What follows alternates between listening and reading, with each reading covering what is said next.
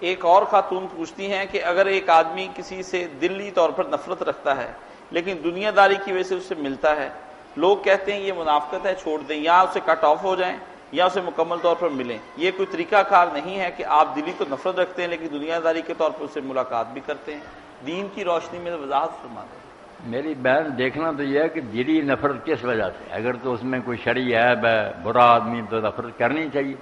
باقی جو ہے نا ظاہر داری اور ملنا، اچھا سلوک، آئے سے کو خوش آمدید کہنا، کھانا کھلانا، یہ کوئی منافق وغیرہ نہیں۔ خود رسول اللہ نے ایک شخص آیا اور لوگوں کو کہا کہ یہ بے ایمان آدمی آ رہا، اپنے قبیلے کا بدترین آدمی،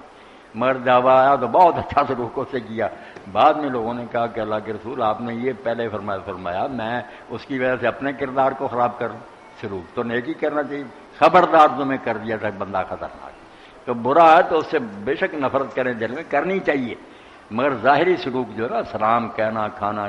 جو مل کر کا،